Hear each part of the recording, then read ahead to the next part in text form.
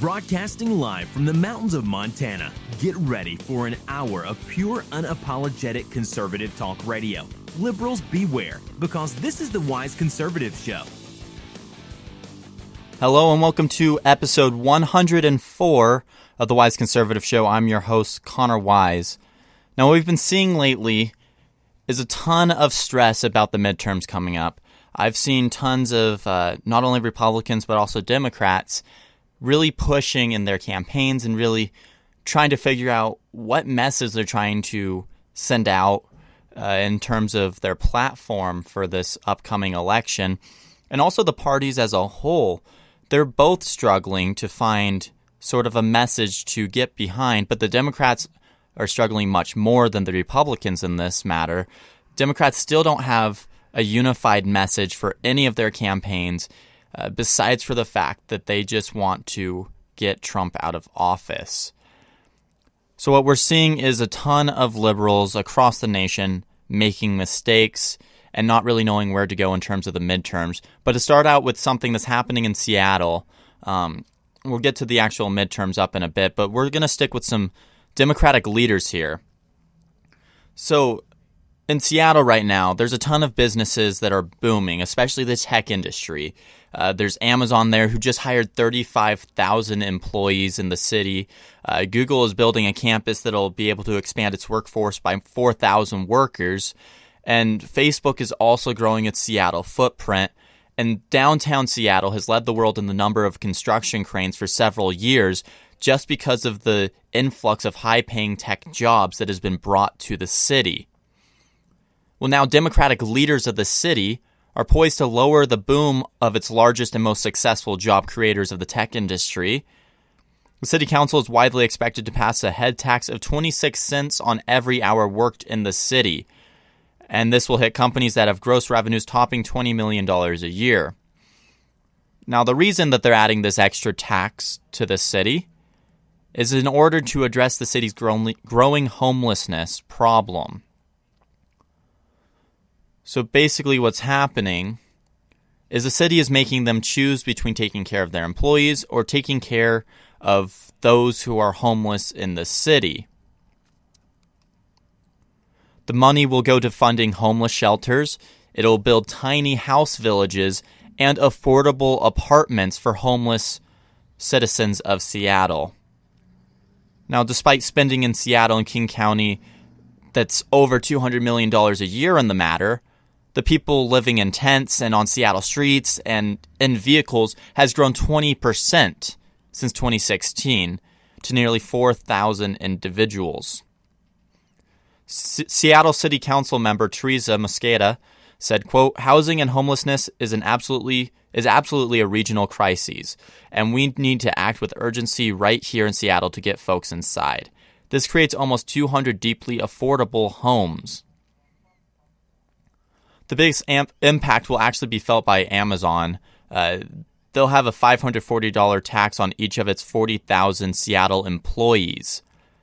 The online retailer will pay $21.6 million just from this one new tax. And it's already trying to be a part of the solution to homelessness, and it's spending $10 million of its own, Amazon is, to build a homeless shelter already inside of one of its many new office towers in the middle of downtown Seattle. But at the same time, Amazon is deciding where to locate a second headquarters. They're keeping their options open because they know that these taxes are actually going to make it worse for them in the city. We see that currently, the more the city spends, over $200 million, homelessness still increases. We see that private businesses, such as Amazon, are actually trying to solve this issue themselves. And they're just starting this project in terms of trying to solve the issue. But the city's trying to take it even more into their own hands. Now, we know that taxes are going to drive out businesses. And we know that if you have property outside of the city where this tax is, and you have property inside the city, you're going to go to your property outside the city to run your business. It's just that simple. It's simple economics. You're not going to want to be located in somewhere where it's going to cost you more to operate. We've seen this in the past. We've seen, especially in California, businesses, thousands of them, driven out of the state because of the taxes and the regulations that are put on it by the liberal government. There's actually a report from Spectrum Location Solutions. So basically what Spectrum Location Solutions does is they help those companies that are trying to move out of California do it. They help them find sites, and they also assess why they're doing it and whether it's beneficial to them or not. So they have all the information for all of these companies. Well, they found that between 2008 and 2015, over 10,000 businesses left California because of the taxes and because of the regulations put into place. Over 10,000. See, that's 10,000 businesses that used to be contributing to the California economy. But now they're not. The same thing's going to happen in Seattle. All these big companies like Facebook, Amazon, all these big companies are going to leave because they don't want to be spending more money if they don't have to. And the booming Seattle economy is going to suffer from it. But for some reason, Democratic leaders like to see that. Because they think that it's these companies' jobs to pay towards the government. They think it's the government's job then to take that money and to spend it on housing, to spend it on apartments. This is essentially socialized living here. They're having state-funded housing for these people. State-funded. And it's not like it's being evenly spread out throughout everyone. They're taking it from those who are being successful. They're taking from the rich and forcing them to pay. They're not just taking it. They're forcing them to pay this money to fund housing for other people. This is socialism at its finest. And that's why we're seeing it in this city such as Seattle. It's been run by Democrats for who knows how long. And there's a reason why businesses are going to start leaving. They don't want to be paying more money, and that's just simple economics. They don't want to be paying more money to the Seattle government that has misused their money in the past, which is spending over $200 million on this issue already and still can't solve it. In fact, they're making it worse. So what makes them think that the millions that they're going to obtain from this new tax, over $20 million just from Amazon alone, what makes them think that this money is going to change anything? They already have more than enough money to do what their plans are. They're already spending over $200 million on it. But apparently that's not enough. They just need to take and take and take. They can't figure out how to deal with this. But speaking of liberal governments, we're moving on to California here.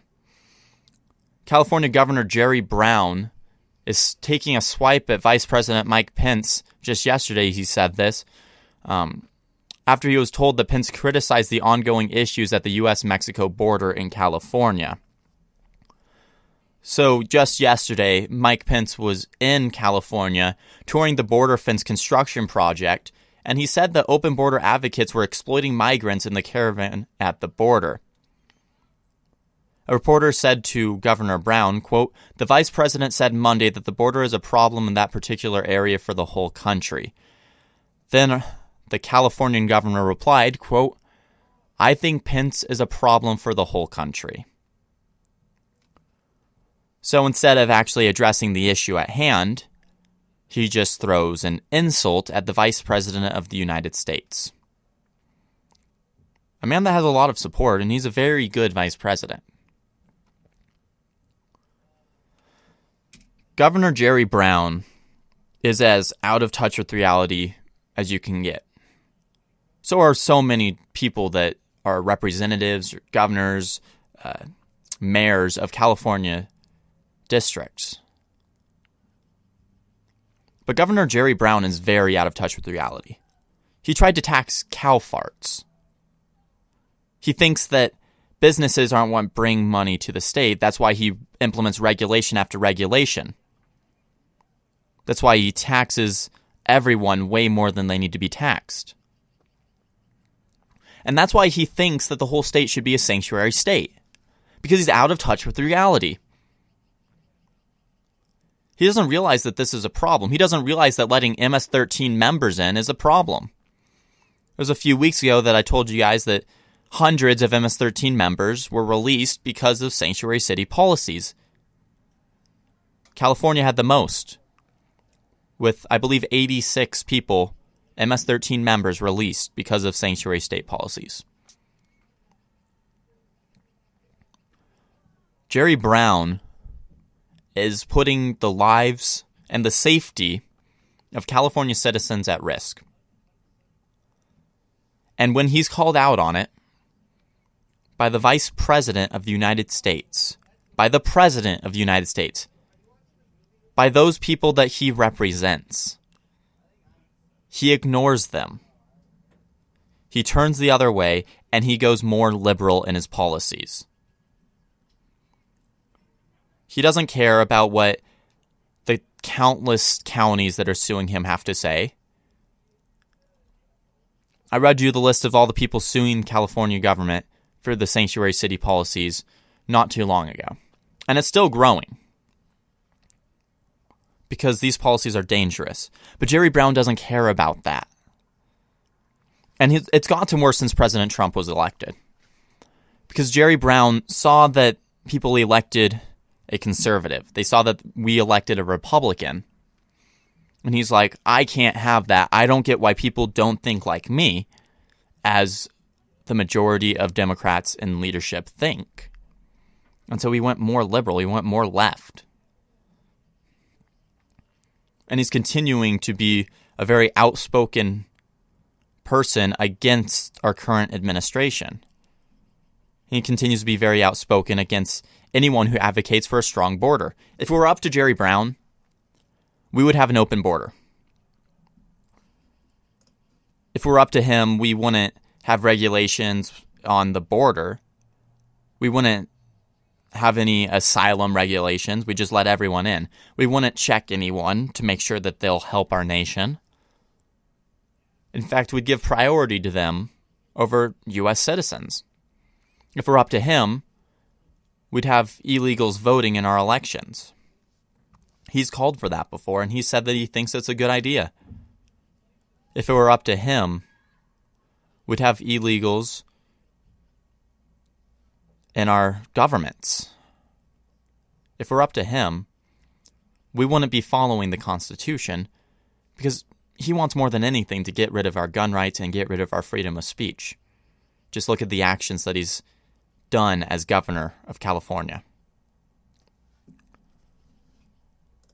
He's just one of many Democratic leaders across the nation that doesn't care about our rights, doesn't care about our safety, and doesn't care about the nation's well-being. He cares about his power, and he cares about going against everything that a conservative says. And that's it. That's all he cares about. Power and going farther liberal. And it's leaving California in a bad spot. All right, I'm going to take one quick commercial break. Don't go anywhere. This is the Wise Conservative Show.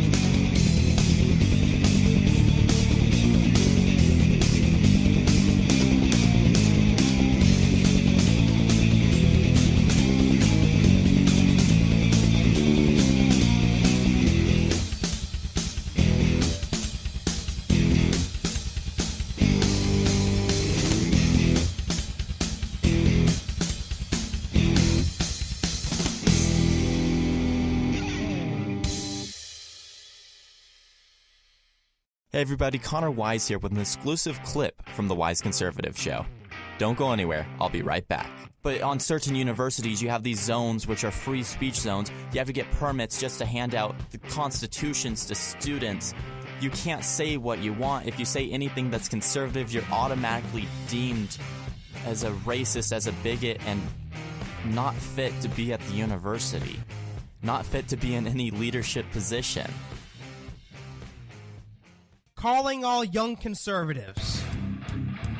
Have you ever wanted to write for an online publication What about host your own conservative radio program? Now you can, thanks to youthrevolt.org. Youth Revolt is a conservative media network for young people, the goal of which is to educate our fellow Americans and also to expose the left-wing indoctrination that goes on in classrooms across the country. Become part of a team that is dedicated to taking the country back, one radio program or opinion column at a time. If you're interested, go to youthrevolt.org and click on Join Us on the top of the page. Fill out our brief questionnaire, and one of our representatives will be in touch with you in no time at all. The time to reclaim our future is now. Be a part of something that's bigger than yourself, and join the movement today. Youth Revolt. Speak without fear.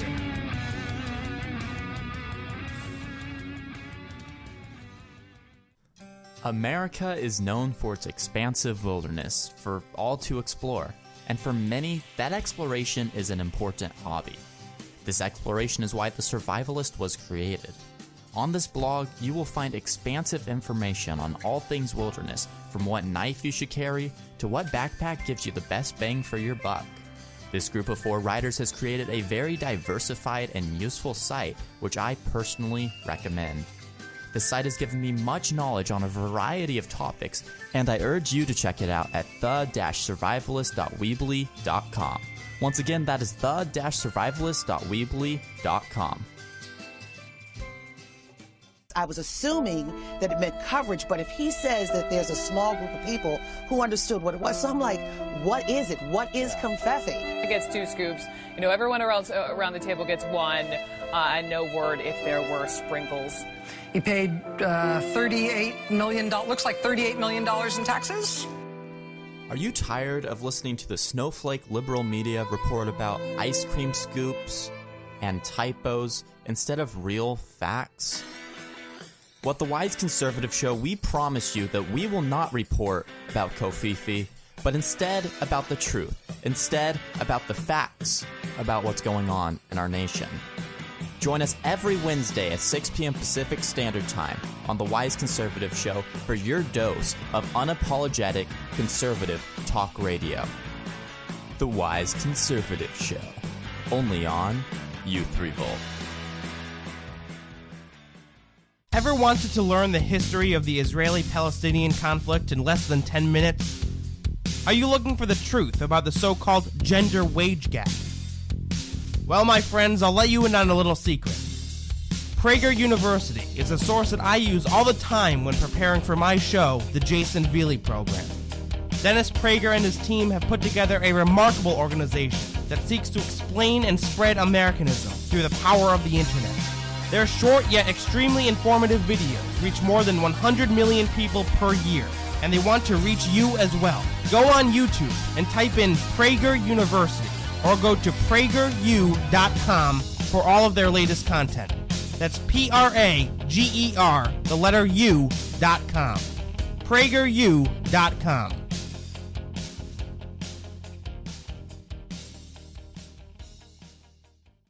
A well-regulated militia, being necessary to the security of a free state. The right of the people to keep and bear arms shall not be infringed. There are people in this nation that would have you give up your rights, that would have you turn in your guns. We have these people who are in office, we have these people who are marching in our streets, that are walking out of their schools. People who think that your right is not important.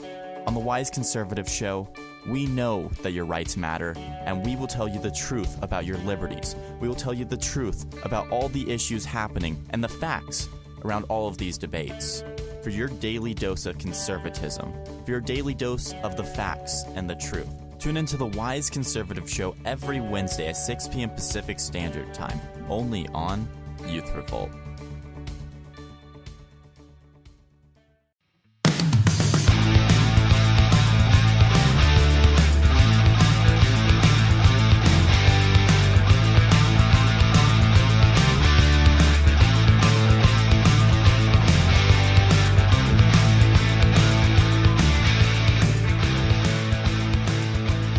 Welcome back to the Wise Conservative Show. I'm your host, Connor Wise.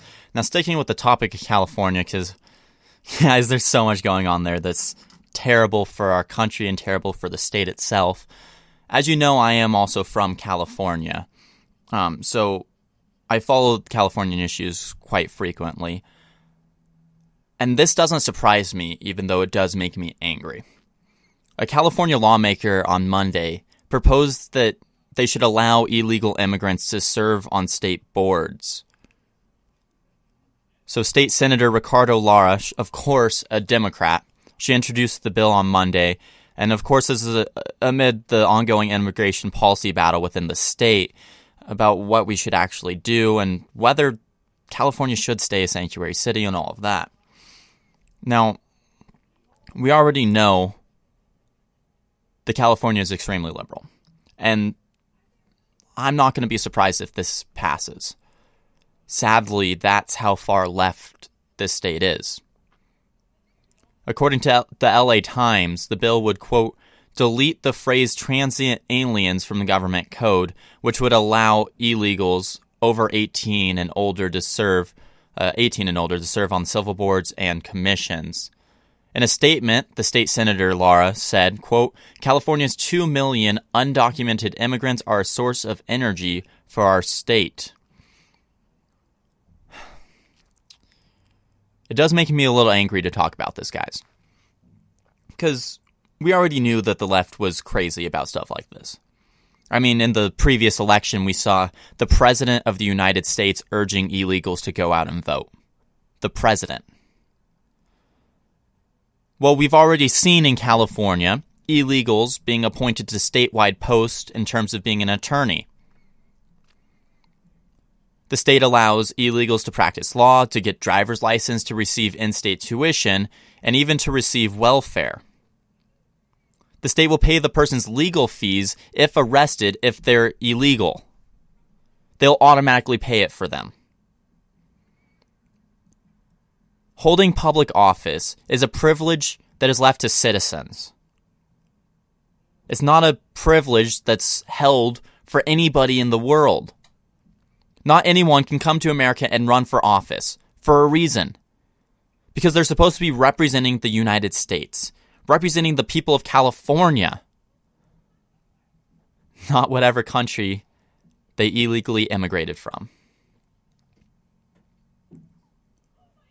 Illegal immigrants are not supposed to be in public office.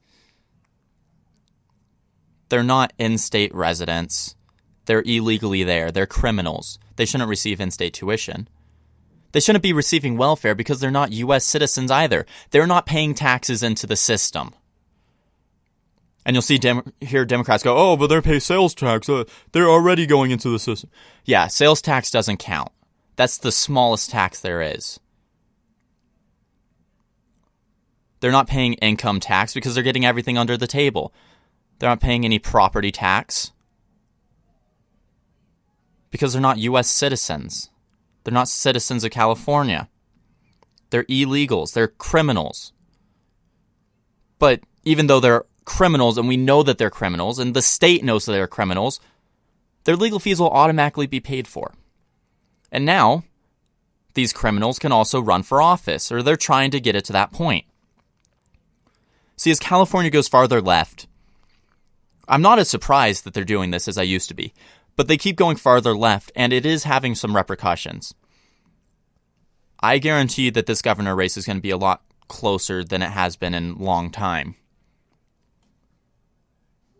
I guarantee that it's going to be a lot harder for a Democrat to actually win.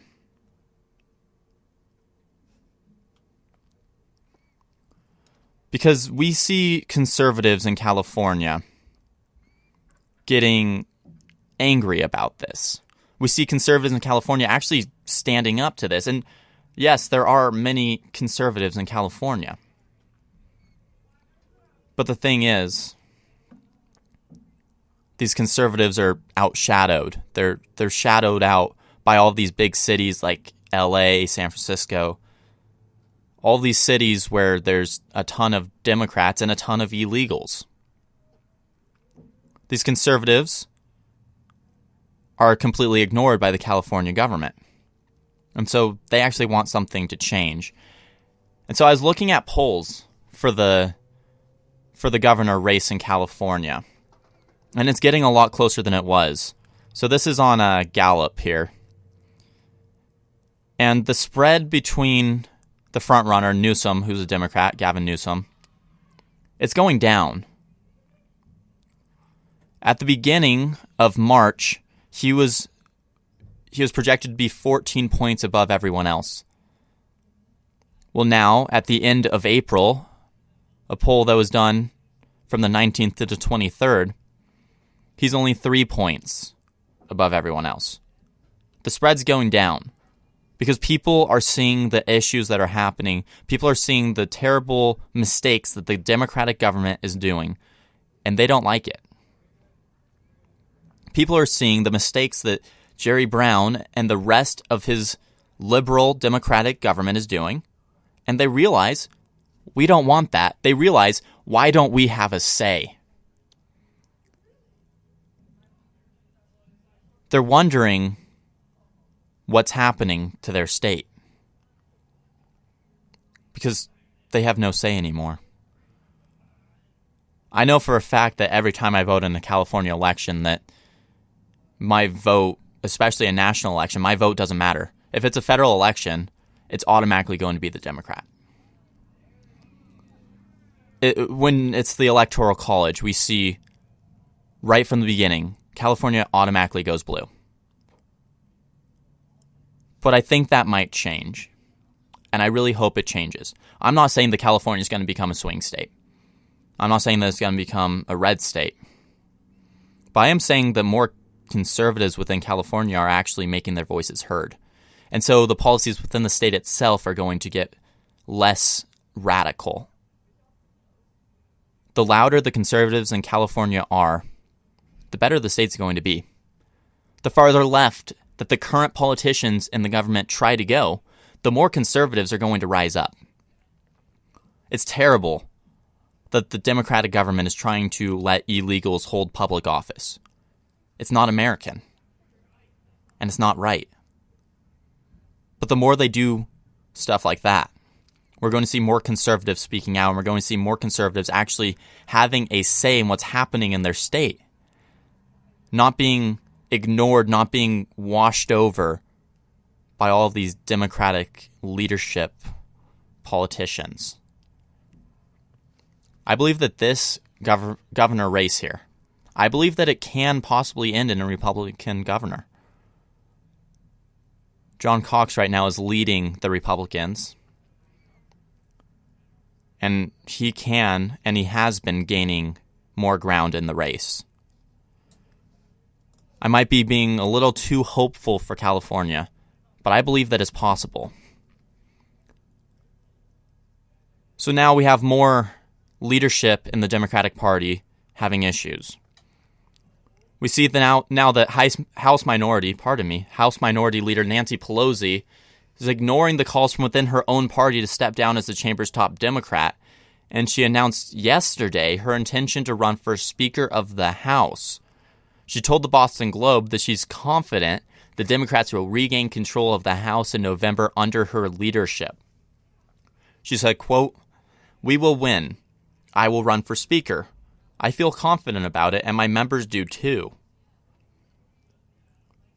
Pelosi then noted that she believes it's critical that women are represented in the U.S. political leadership. She said, quote, "It's important that it not be 5 white guys at the table. No offense.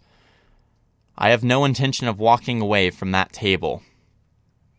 But Democrats are expressing frustration with Pelosi, and they're raising concerns about the party leadership, claiming that they failed in recent elections to find a message that connected with voters in Middle America, and that, of course, resulted in GOP control of Congress and the White House. Massachusetts State Representative, or National Representative, Seth Moulton, New York Representative Kathleen Rice, and California Representative Linda Sanchez have recently suggested the caucus needed fresh leadership. Democrat Connor Lamb, who won Pennsylvania's special House election in March, distanced himself from Pelosi during the race and has also advocated for new House leadership as well. Pelosi is now 78 and still trying to remain the top House Democrat, as she has for about a dozen years. And whether she actually retains this position will likely depend on whether the Democrats win the roughly 26 Republican-held seats in November to take control of the chamber. Nancy Pelosi is as delusional now, if not more delusional now, than she ever was. Last week, I played a clip from you of her answering questions as to why the tax plan was terrible when this kid came up and he explained how his family and his dad's small business has prospered from it and it's grown greatly because of it. And Nancy Pelosi just avoided the question and basically said that lowering taxes is bad because it doesn't balance the budget. That was her only point, basically. But the thing is, she doesn't want a balanced budget. The only thing she hates about the budget is that it's going towards conservative things right now. Nancy Pelosi has been in Congress for too long. She's the greatest case for term limits in Congress. She's 78. It's time for her to step down. But I'm glad that she's still pushing for leadership in the Democratic Party because she's a terrible role model for Democrats across the nation. It's going to destroy their chances in this upcoming midterms. Nancy Pelosi is so out of touch with reality that she's not going to be able to come up with a unifying message. She still can't. The leadership of the party can't. No one can. And that's why I don't believe that the Democrats are going to take control of the House. They can't come up with one message besides Trump is bad. That's not going to get them to get the voters that voted for Trump in the general election. Because that's what they need to happen. They have to get voters that voted for Trump to vote for them. They have to convince those blue-collar workers that it's actually Democrats helping them. But they can't think of a way to do that because it's not true. They've had blue-collar workers under their control for so many years, and they're finally waking up. They're realizing that Democrats weren't helping them. They're realizing that Democrats were actually hurting them above all else. All of the major cities in the U.S. that have the most crime, that have the worst economies, that have the most murder, they're all Democrat-led. They've been Democrat-led for decades. And in those decades, their economies have worsened, crime rates have gone up, safety has gone down, paychecks have gotten smaller. All because of Democratic policies. The middle class of America is waking up. The middle class of America is realizing that the Democratic Party is not on their side. They're realizing that over excessive taxes, that over excessive regulations are not the way that the free market was made to work, and it's not the way that an economy was made to work. The more you tax, the more you regulate, that's the less money in individuals' pockets. That's less money going to food on the table for these working class families. And they know that. And Pelosi and the rest of the Democrats can't seem to find a message that will go around that fact. They have time and time again tried to reach out to all of these voters, and they can't. Because the only thing that happens when they do this is the voice of hatred. Because that's the only platform they have currently, a voice of hatred towards the President of the United States. But when they do that, what happens is they sound like they want the entire nation to fail just because they lost an election. They sound petty and they sound out of touch with reality. Because that's what they are. And that's what their entire message has been since the general election in November of 2016. It's been pettiness, and it's been anger towards our own nation, anger towards our voters, anger towards those voters that they so desperately need. The Democratic Party is in a bad place. They're in a struggle for power. They're in a struggle for power within themselves, and they're in a struggle for finding any sort of message to run on. So I encourage Nancy Pelosi to try to keep her power in the party. I encourage her to continue to try to fight for that power. Because the more she does, the worse off the party is. The longer Chuck Schumer, Nancy Pelosi, all of these old-time leaders of the Democratic Party stay in the party, the less control they're going to have, the more voters are going to hate it, and the more voters are going to vote for the GOP. Because they know that it's conservative ideals that are the ones that are going to keep people out of poverty. And they know that it's conservative ideals that are going to raise people into a better life and into more safety. It's Democratic policies that do the opposite of that. I'm going to take one last quick commercial break. Don't go anywhere. This is the Wise Conservative Show.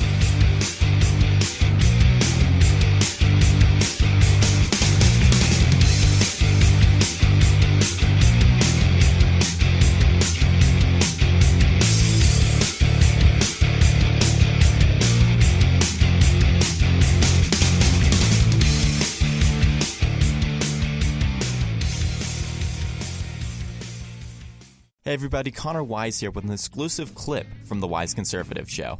Don't go anywhere, I'll be right back. And that's how a government should be run, folks. You can't legislate based on emotion, based on morality. You have to legislate based on the truth and the facts. It's something that Democrats seem to have struggled with, and it's something that they continue to struggle with when it comes to the immigration debate. Have you ever wanted to stand up to your liberal professor? Have you ever wanted to help expand the conservative movement? Well, it sounds like you would be a perfect fit for Youth Revolt. Youth Revolt is a team of dedicated young conservatives fighting liberal indoctrination within our school system. If you're interested in being a part of this team by being a columnist or even hosting your own radio show, go ahead and click the Join Now tab at the top of youthrevolt.org. You'll be asked to answer a few questions, and a Youth Revolt team member will respond to you quickly. Be a part of something bigger than you. Be a part of Youth Revolt. Speak without fear.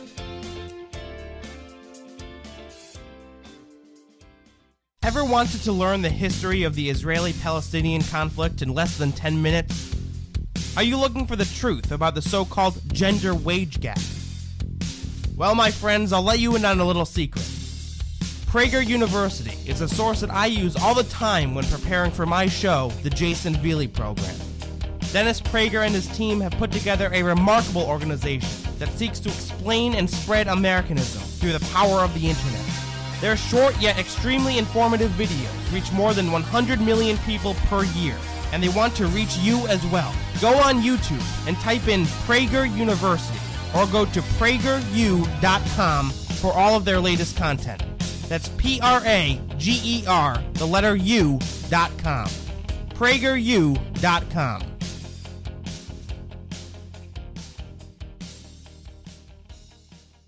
Hey everybody, Connor Wise here with an exclusive clip from the Wise Conservative Show.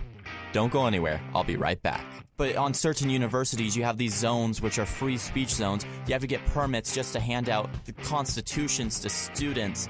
You can't say what you want. If you say anything that's conservative, you're automatically deemed as a racist, as a bigot, and not fit to be at the university. Not fit to be in any leadership position.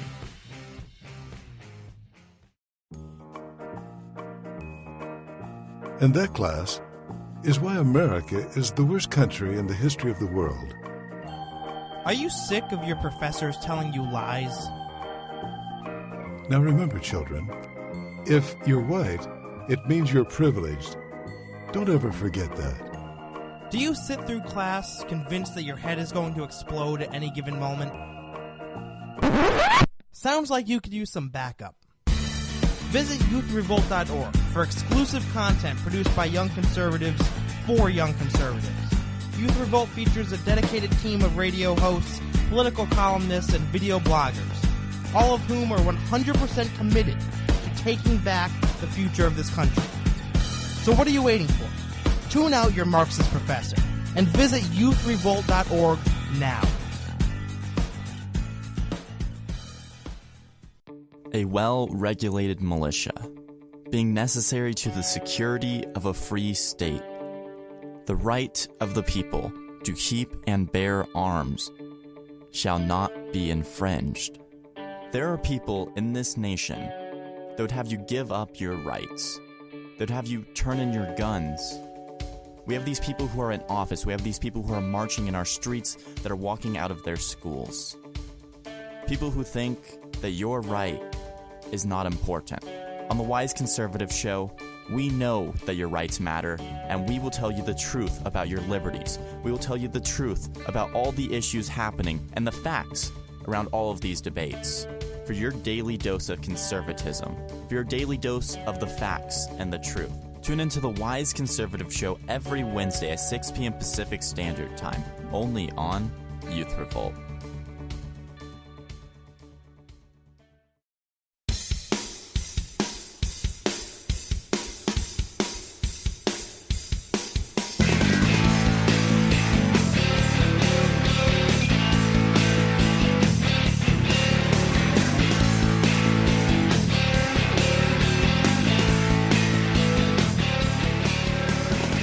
Welcome back to this final segment of the Wise Conservative Show. I'm your host, Connor Wise.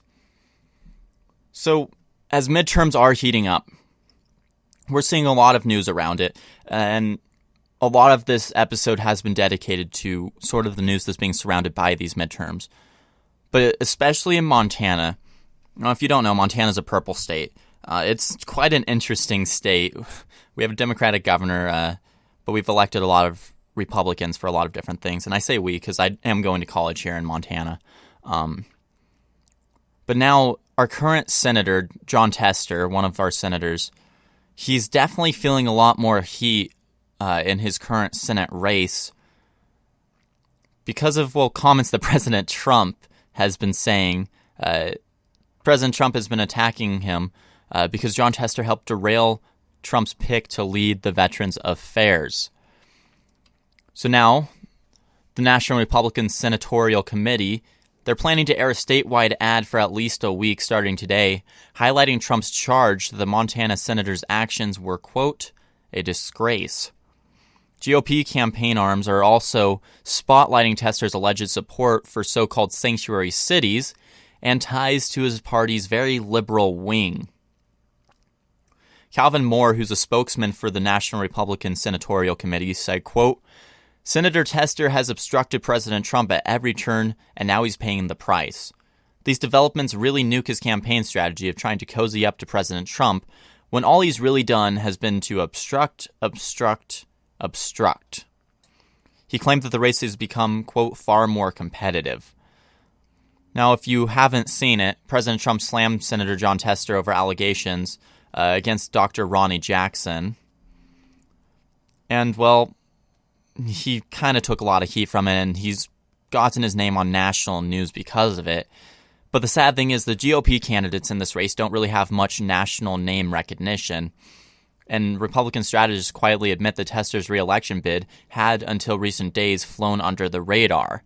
Even though he narrowly won his first two Senate races and Trump defeated Hillary Clinton in Montana by roughly 20 points, it was still roughly under the radar until Trump called out Jon Tester multiple times. Now, Tester's office made public a slew of allegations related to Jackson, the person running, or what that was nominated for Veterans Affairs Secretary. And these allegations were that he allegedly overprescribed drugs, that he was drinking too much, and a lot more, although these allegations have been disputed. Jackson, who called the allegations false, withdrew his nomination last Thursday, and within hours, that's when Trump started calling on Tester to resign over his role, while suggesting he had damaging information on the senator. Trump said, quote, allegations made by Senator Jon Tester against Admiral Dr. Ron Jackson are proving false. The Secret Service is unable to confirm, in fact they deny, any of the phony Democrat charges which have absolutely devastated the wonderful Jackson family. Tester should resign. Tester should lose the race in Montana. Very dishonest and sick. Since then, Washington Republicans have been culling Tester's voting records and trying to tie him to liberal Democratic Massachusetts Senator Elizabeth Warren, who on Monday actually sent out a fundraising email requesting money for Tester's election and to fend off Trump's attacks. In the email, Elizabeth Warren said, quote, "Senator Jon Tester reminds me a lot of my big brothers back in Oklahoma, and it's not just a flat top haircut. He's not going to let himself get bullied by anyone, not even the President of the United States. Will you make a donation to Jon Tester's 2018 re-election campaign to help him in this fight?" Now, Moore, the person I quoted earlier from the National Republican Senatorial Committee, said, quote, in the response to this, "Fresh off his false partisan smear campaign of Rear Admiral Ronnie Jackson, Senator Tester has now run to far-left icons like Warren to rescue his failing campaign." Now, Tester also voted 3 times since 2015 against withholding law enforcement grants for cities with sanctuary cities, which effectively protects some illegal immigrants from deportation. And just this February, he opposed the $25 million for the U.S.-Mexico border wall. Now, the RNC also on Tuesday released a batch of Tester voting records, and it was under the title of Two-Faced Tester, which was challenging Tester's claims of bipartisanship. The research shows that Tester voted against the confirmation of 10 cabinet-level nominees and even Trump's Supreme Court pick Neil Gorsuch. So right now we see the race in Montana is actually a toss-up, and well, it's pretty even in terms of what's going to happen. I couldn't tell you whether Tester's going to win or lose. I really hope he's going to lose. But currently, there's not a lot of name recognition for any of the Republicans running in Montana. Right now, we see that there's one person. He's the best-known Republican running, and he's currently the state auditor of Montana, Matt Rosendale. There's a former Montana legislator, Secretary Ryan Zinke. Or no, he lost it to Ryan Zinke, sorry. Troy Downing, who's a businessman, and Russell Fagg, a former state representative. Republican media strategist Rory McShane said, while the candidates may not be well known outside Montana, they are serious candidates, and they've each raised roughly $1 million. So I actually had the privilege of seeing these Republican candidates, which they actually left one out, which is... his name is very hard to pronounce. It's Dr. Olendowski, I believe. He's also in the race. And I saw all 4 of these people debate each other. It was a debate held by the college Republicans at my school. And it was very informational, and it was very good to see that these people are serious about actually helping out our liberties and helping out our rights if they are elected to Senate. Matt Rosendale, who's the front runner right now in terms of Republicans, he has endorsements from conservative GOP senators Ted Cruz, Mike Lee, and even Rand Paul. Rosendale's also the person that I believe is the best option for Montana currently. So what's happening here is we're going to see a very close race. And it is very important. You see, it's these purple states, these swing states, that are very important in this midterm election. We already know that there's states where, yeah, a Democrat's going to win that, or yeah, a Republican's going to win that. But in these swing states, we don't know what's going to happen. But if we get a terrible, extremely liberal Senator, Jon Tester, out of the Senate, and we replace him with a liberty-oriented Republican, that's a win.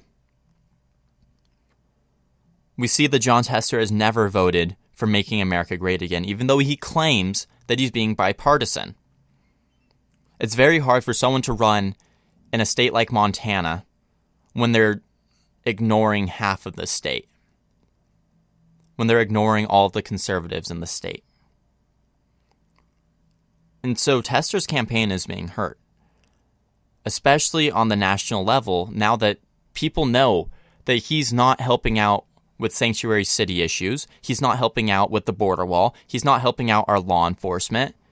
He's not helping out our VA. He's not helping out any of the cabinet level nominations that he's been involved in. And he also opposed one of the best Supreme Court picks we've ever seen. He's not representing the people of Montana. Tester is not representing the people that elected him. He's representing special interests of the Democratic Party in Washington. And that's how so much of Democratic senators and Democratic representatives have come to power. Because they don't care about their constituents. They don't care about the people they're representing. They care about more power. They care about more money. They care about more influence. They care about more governmental control. And that's not what's going to help America. That's not what's going to keep us on the right track. The track to liberty, the track to freedom, the track that America is destined to go on if we follow MAGA, if we make America great again. It's possible for America to become the greatest country in the world again. It fell back from that position under the Obama administration because we didn't have a strong nation. We had a weak leader. But under the Trump administration, under conservative control, America is being made great again.